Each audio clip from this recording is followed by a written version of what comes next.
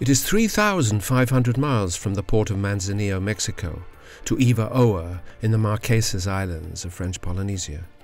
The sea was calm and the winds were gentle as we set off to experience the adventure of a lifetime. Before leaving Mexico, the food lockers were filled to the brim, for it is foolhardy to assume that dinner will be easily found on the end of a hook, even in this vast expanse of water in the South Pacific.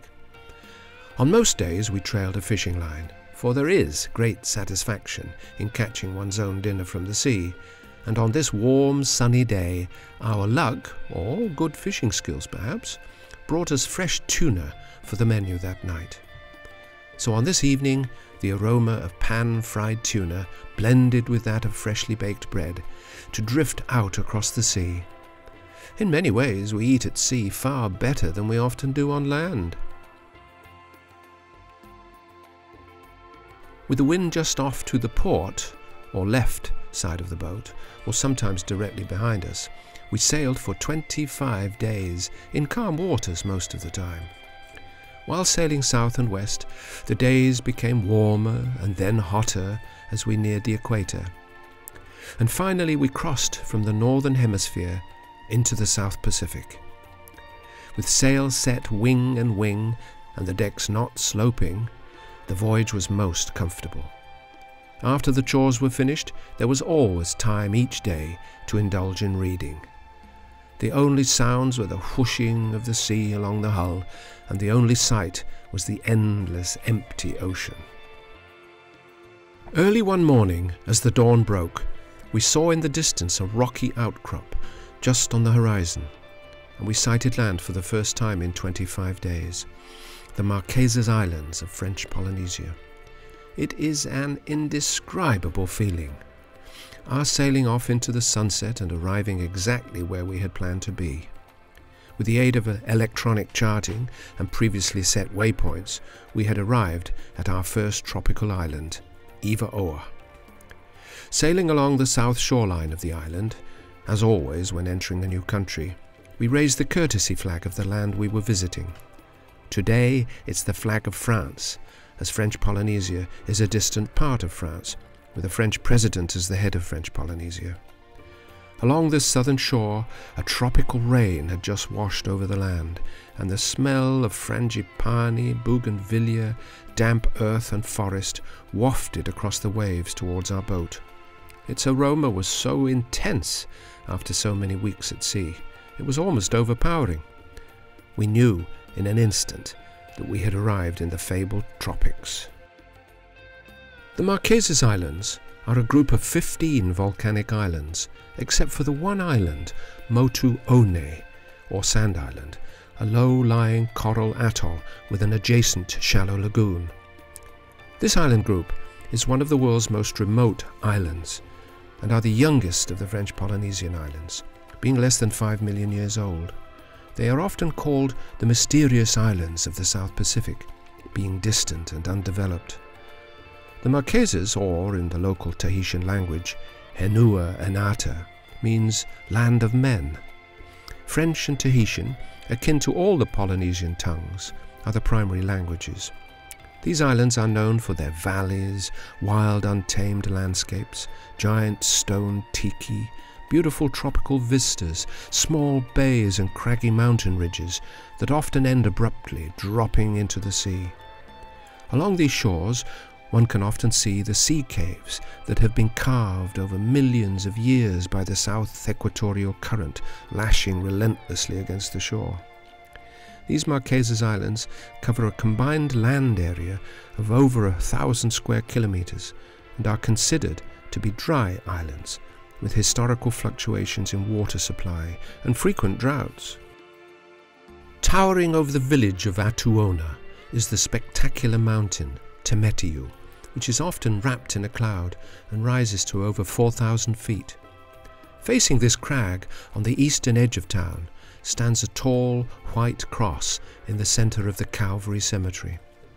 Hiva Oa is the second largest island of the Marquesas and was formerly the seat of government, but that has since been moved to Nuka Hiva, the largest island. This grave, carefully attended by the locals, is of Jacques Brel, composer, writer, poet, actor, singer, and past resident of Hiva Oa. Brel spent some of his last years here, and his love for the islands and the people of the Marquesas has long been remembered. Just a few meters away is the grave of Paul Gauguin, notorious artist of the people of Hiva Oa. Gauguin's political and religious ideas often conflicted with church and government, and in 1903 he was sentenced to 3 months in jail and a large fine. However, as fate would have it, before he could serve his time, he died of syphilis. His alcohol-weakened body and dissipated lifestyle had finally caught up with him. He was only 54 years old. From this hilltop cemetery, which must be one of the most beautifully situated in the world, one has a wonderful view of the Pacific and the lush richness of the tropical forests and mountain peaks which surround it. No wonder both Jacques Brel and Paul Gauguin loved it so much here. The mountain is again wrapped in cloud as we make our way down the hill. We leave the cemetery behind in search of the museums, one for Brel and the other for Gauguin. The local women are laying out the table for a special dinner for a gathering of Marquesan government officials. We are told that there is a strong local feeling that the Marquesas Islands should separate from French Polynesia, because they have heard that French Polynesia wants to become independent of France, and the Marquesans do not want that. Nearby, the stage is being set for the speakers of the meeting. It appears that the main course for their dinner is a pig roasting on a spit. Jacques Brel was born in 1929 and died in 1978. He was of Belgian origin and composed and recorded most of his poetry and songs in French. His dramatic style of singing attracted a devoted following, initially in France and later admired around the world, selling over 25 million records worldwide. Not only an accomplished singer, Brel was also a successful actor, starring in 10 acclaimed movies and later directing 2 films. His music career began in 1953 with songs that were literate, thoughtful, and theatrical. It was also in 1963 that Brel took to the skies, flying his first aeroplane. He was a heavy smoker. Brel became ill in 1973, having been diagnosed with lung cancer, and, in between treatments, he took to sailing with a crew to manage the yacht and surrounded by his family. They sailed to the Azores, the Canary Islands, the West Indies, then through the Panama Canal, and finally landed here in Atuona, Hiva Oa. In July 1975, Brel and his wife Madly then made the Marquesas their home. He renewed his pilot's license and purchased a twin-engine plane, which he named Jojo, in memory of a recently deceased lifelong friend. Jacques Brel left a great legacy as one of the major singers and songwriters of the 20th century. Brel died at the age of 49.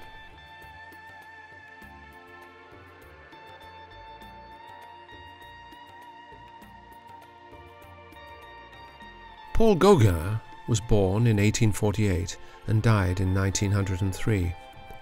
At the age of 2, he and his father, mother and sister voyaged to Lima, Peru.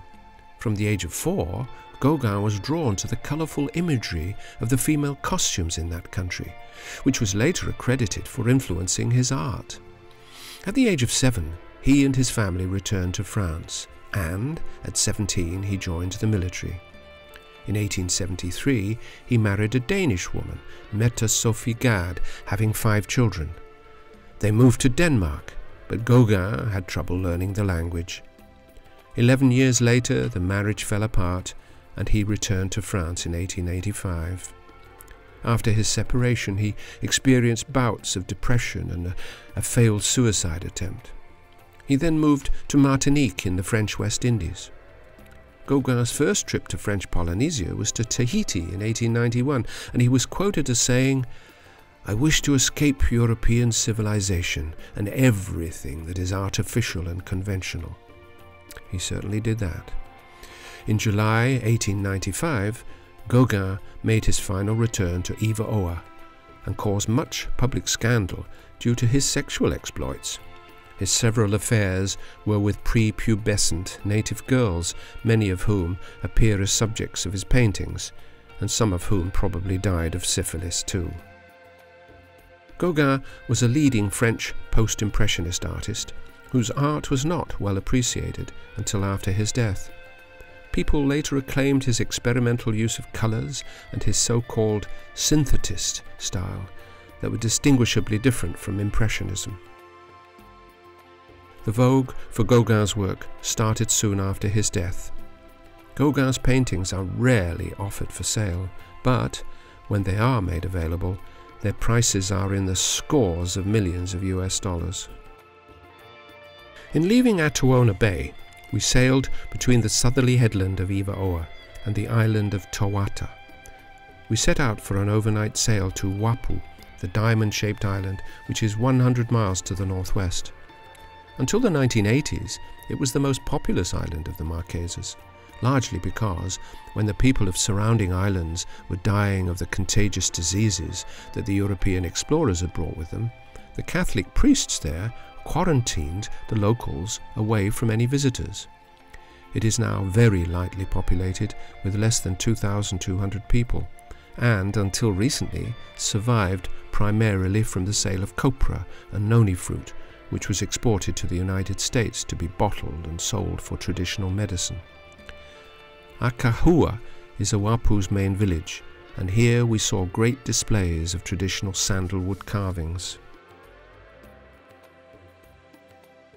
These mist-shrouded mountainous turrets are a common sight in the Marquesas Islands, with this one, Mount Potenui, or Oave Needle, having the highest elevation in the Marquesas at over 4,000 feet. One's eyes are drawn to the 4 tall basalt pillars of beauty continuously going in and out of their cloud cover. One could watch them for hours as their appearance changed and changed again. As usual, there were few other boats anchored at the island of Wapuu, and today there are no others aside from us and Jade, the yacht from Holland. We travelled 14 kilometres inland and ventured high atop this mountain, where we came upon a sacred ceremonial site. This place, with various levels of platforms and happy tikis, is used for annual celebrations, and the following December, Wapuu would take its turn and play host to hundreds of Polynesian islanders, including people from the Cook Islands, Tonga, Fiji and New Zealand. Wapuu was once home to 27 tribes that lived in the many valleys. To our surprise, we saw that a group of archaeologists were doing a dig. We watched for a while and, when nothing was uncovered, we left.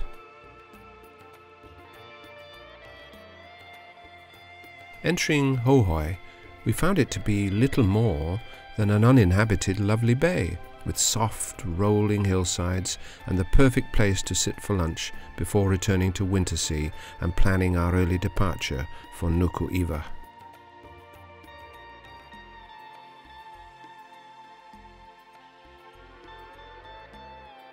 Nuka Hiva is 30 miles or so due north of Wapuu, and now the most populated of the Marquesas Islands. Before the arrival of the Europeans with their diseases, the Marquesas had a population of over 100,000.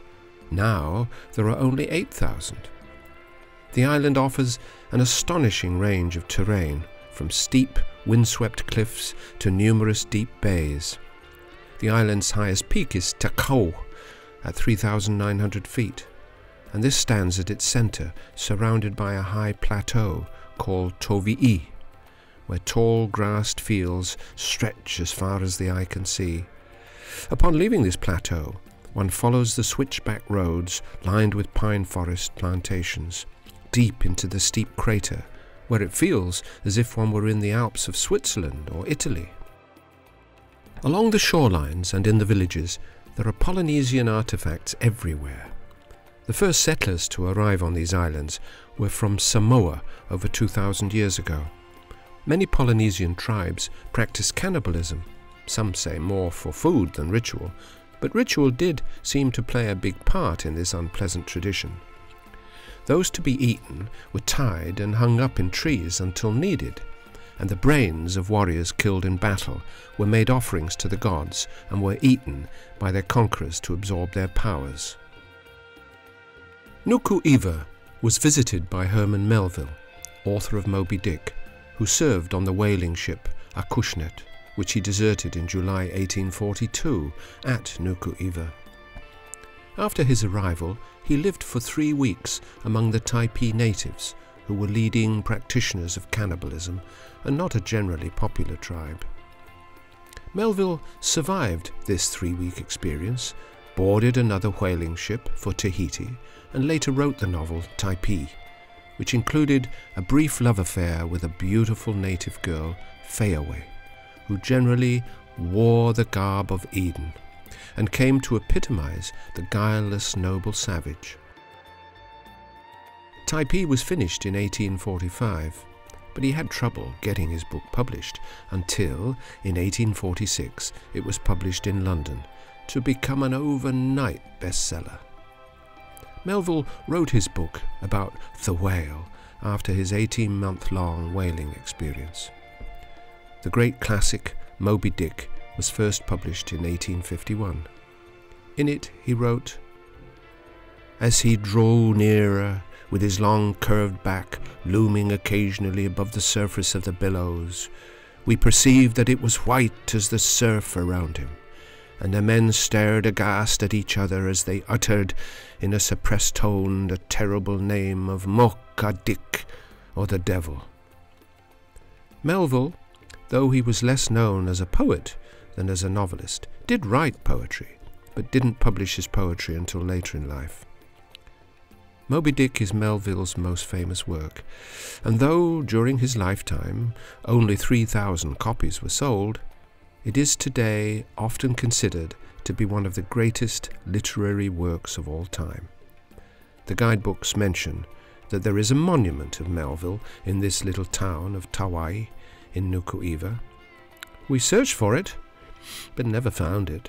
Another famous writer to visit Nuka Hiva in July 1888 was Robert Louis Stevenson, who arrived in his 2-masted 95-foot schooner Casco, that seemingly sat like a bird upon the water, as he said. He wrote this about Nuka Hiva in the first chapter of his book, In the South Seas. The first experience can never be repeated. The first love, the first sunrise, the first South Sea island are memories apart and touched a virginity of sense. In a letter to Sidney Colvin, he wrote about the island. "The climate is delightful, and the harbour where we lie is one of the loveliest spots imaginable." He spent a few short weeks in Nuka Hiva and sailed on to visit other islands of the Marquesas, as well as others in the French Polynesian group, including many of the Tuamotus and Society Islands. He eventually died in Samoa. Kamuihe is one of the most famous of the many restored ceremonial sites in the Marquesas. This site flanks the road high up in the valley, and it lies above the village of Hatihu, surrounded by a tropical forest of banyan trees and fruit trees heavy with mangoes and breadfruit. On this site are well-preserved tiki and petroglyphs. Tiki art displays humanoid forms. They are made from large pieces of wood or carved from stone, and are the traditional art form of the South Pacific. It is not unusual to find that tiki are often placed in ceremonial sites, perhaps to mark the boundaries, but they can be found everywhere among the stones. Mythology has it that Tiki was the first man who found the first woman, Mari Koriko, in a pond. She seduced him, and he became the father of Hine Kau Ata Ata. This large open area, called a tahua, was once used for ceremonies and dances, and possibly even for human sacrifices. Seafaring Polynesians came here as early as 300 AD, possibly due to overpopulation and food shortages on other islands. They were led by fierce chiefs, and their tribes had skilled warriors who were highly respected but feared, lived in the valleys, made wood carvings, cannibalized their enemies, covered their bodies with geometric patterns of tattoos, and when children reached puberty, they underwent elaborate rites of passage. Their culture and population were decimated by the arrival of the Europeans. The primary cause can be directly linked to the catastrophic effects of alien diseases, primarily smallpox. Since the Europeans set foot on these remote islands, the culture is now a mélange of ancient stock with strong influences from the Tahitian and French culture. The people are amongst the most beautiful in the world. High above Taiohae Bay, surrounded by lush forest, is the Pearl Lodge Resort. With a special invitation in hand, we left Wyntersea at anchor and enjoyed 2 nights at this exclusive getaway. This resort is nestled against the mountain. It's tranquil and elegant, with lovely cottages scattered across the hillside, beautifully groomed gardens, a balcony on each cottage, and spectacular views across the bay. One can walk along the footpaths, listen for bird song, smell the flowers, sit back and read a book, or enjoy a dip in the virtual horizon freshwater pool. From this hillside, one overlooks the anchorage with the many cruising yachts from around the world, many of whom will soon sail away from Nuka Hiva and on to the Tuamotu Islands, as we will also do in a few days, while others may return to the shores of the Americas, striking this must-see paradise off their bucket list to move on to other places. Across the bay lies Wyntersea at anchor, and as the night approaches, she will turn with the tide while we indulge in the finest French cuisine. We were to debate whether it was those many weeks at sea, or if one must credit the chef for the finest creme brulee dessert we had ever tasted. French Polynesia includes 5 archipelagos: the Society Islands, the Marquesas, the Tuamotus, the Australs, and the Gambia Islands. 121 islands scattered across more than 5 million square kilometers. These island groups were formed by undersea volcanoes and include steep volcanic peaks, high islands with fringing coral reefs and large lagoons, and coral atolls surrounding submerged volcanoes. The 5 archipelagos were joined by the gradual process of French conquest and annexation, beginning with Tahiti in 1843. Possibly due to its remoteness, the French Polynesian identity is much more Polynesian than French. Polynesian land is inherited equally by all descendants of each family, and the land can never be sold unless every living person in that family puts pen to paper and signs the land transfer. This has almost totally prevented the transfer of land from Polynesians to recent immigrants, leaving few landless Polynesians. So, on these islands, the land does not belong to any one individual, but rather to entire families. Every Polynesian always has a home, the family home on the family's land.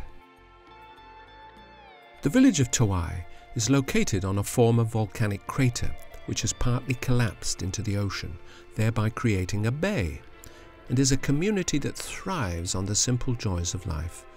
Life in the Marquesas is generally shared, men and women alike walking hand in hand along the sea or in the woods, listening to the birds and the sea as it crashes against the shore. The locals are never in a hurry, are always eager to stop and chat, albeit in French, and are very proud of their land. There is, however, an undercurrent of resentment against local French expatriates and the French government in Paris. A main meal is only cooked once daily and eaten in leisurely fashion throughout the day.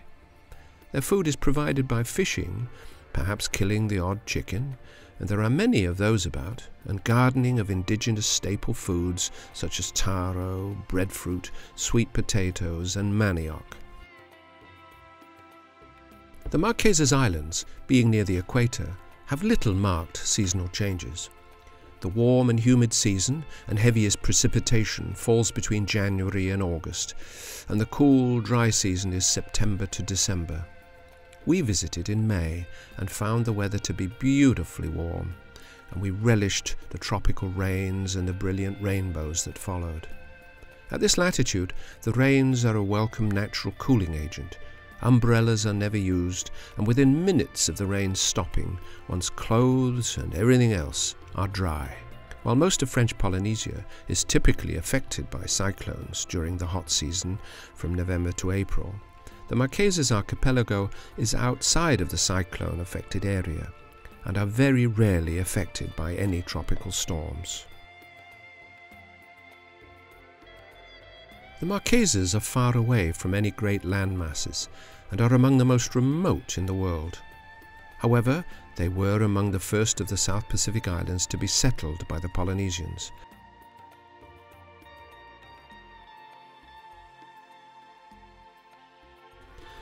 On the northeastern coast of Nuka Hiva is Taiohae Bay, which is probably one of the best anchorages in the Marquesas. It is a full day's sail around the eastern side of the large island, past Controller Bay, Cape Tikapu, Point Taiohae, Atahatua Bay and Cape Mataawa before arriving in Taiohae Bay. The place names are pretty, but also pretty hard to pronounce. Opposite this bay are the spires of Taiohae Bay. One cannot help but stare at its jagged edges and four peaks, and though it was writer Robert Louis Stevenson who anchored in Taiohae Bay and not Herman Melville, I cannot help but reflect on Melville's writings from Typee. Kori Kori is about 25 years old, moderately tattooed, and has a bizarre hairstyle with two large tufts of hair growing out of an otherwise shaven head. Kori Kori's father, Mareo, also lives in the house, as does his mother, Tinor, a hard-working woman who is an expert at preparing poe poe, a breadfruit dish. Some other young men and women also live there, but most notable is Hiva Oa, a beautiful young woman who captures my heart. Hiva Oa is the loveliest woman in Typee, with long brown hair, olive skin and blue eyes, a virtual child of Eden.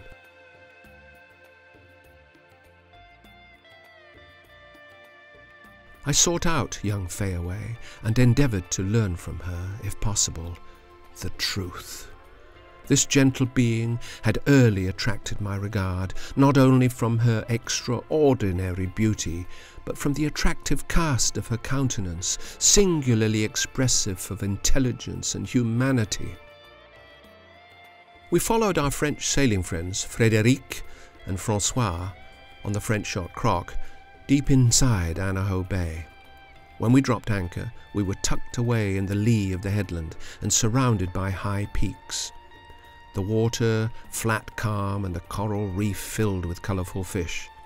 The long hillsides have been softened by time, and one could almost imagine that we were in Scotland or New Zealand, with a landscape dotted with sheep. It was lovely beyond words. The bay was misty and had a mysterious look after the recent rain. Like in all of these islands, the bay seemed to be trying to hide its secrets from the prying eyes of visitors. Almost all evidence of the early Polynesians is hidden away under the thick forest of giant banyan trees that cover the steep slopes, hiding the oldest tikis. Stone remnants of houses built on high platforms and stone temples are hidden beneath thick undergrowth. Gone are most of the ceremonial grounds where games were played and sacrifices made.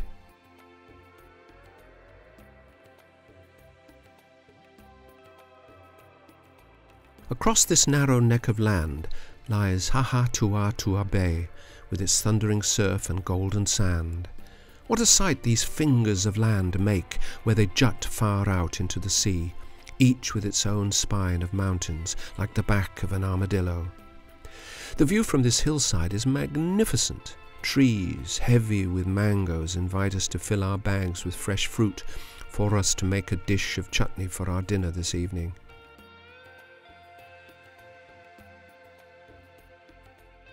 The people in the tiny village of Anse walk this path regularly, for there are not any roads in and out of here, and this is the only way to the nearest village of Taiohae.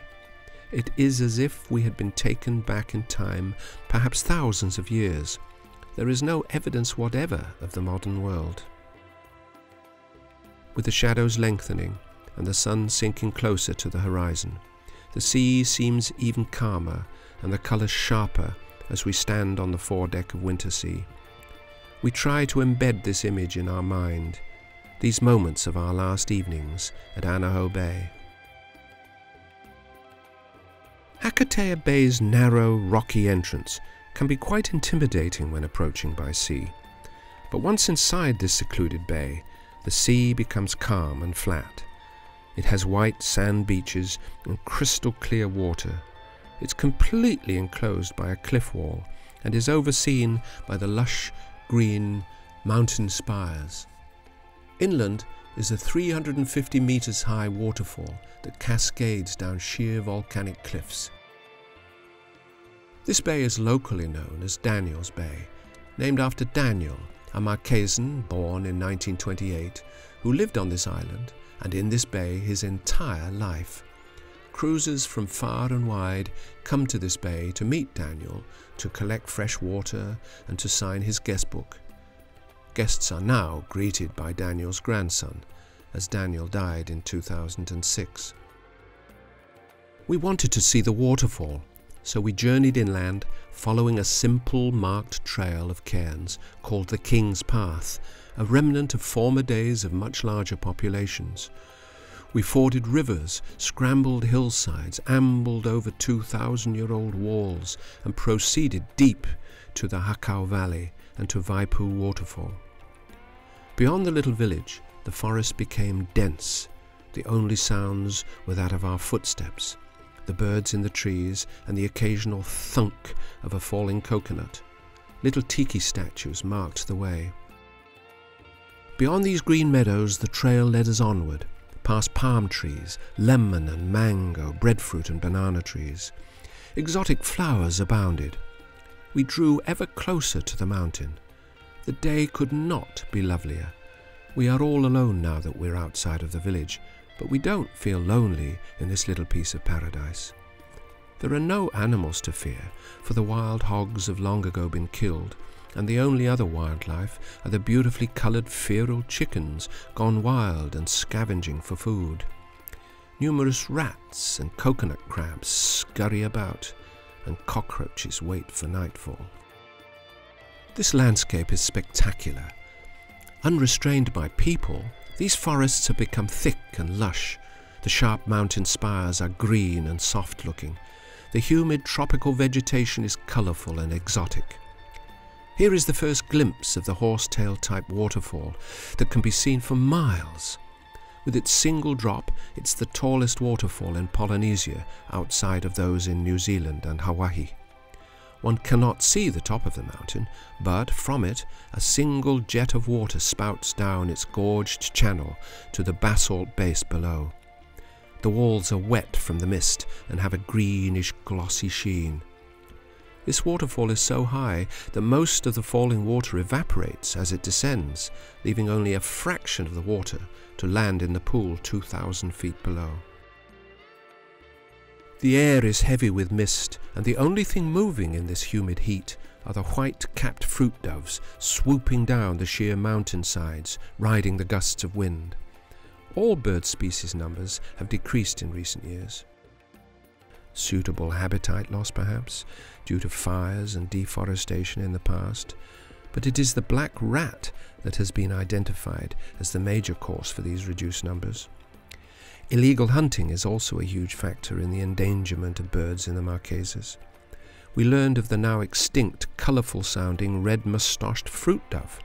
one of many extinct birds, and not seen since 1849. This small, compact dove had a forehead and crown of bright purplish crimson. We looked hard for it anyway, hoping for a glimpse of a survivor. It took us 4 hours to arrive at this lush gorge at the base of the waterfall. The meadow was decorated with hundreds of cairns left behind as a memorial token of those who had visited before us, guarding this sacred site in the forest of Nuka Hiva. Behind us there is little more than a gap in the towering rocks to mark the return pathway. 2,000-foot mountains leaned towards us overhead, creating a canopy that barely allowed the light to break through. And only a narrow flash of falling water beyond the boulders is evidence of the waterfall, falling into little more than a pond to feed the stream that will meander along out to Daniel's Bay. This is certainly one of the most memorable sights to see in the Marquesas Islands, and it was a suitable place to end our visit. The time had come to leave these islands. We felt that they had seemed to be even more mysterious and captivating than when we arrived. This undeveloped archipelago is seldom visited except by passing cruisers like ourselves. It had been a glorious and memorable time in the Marquesas Islands of French Polynesia. We left Daniel's Bay, raised the mainsail, and set waypoints for the Tuamotu Islands.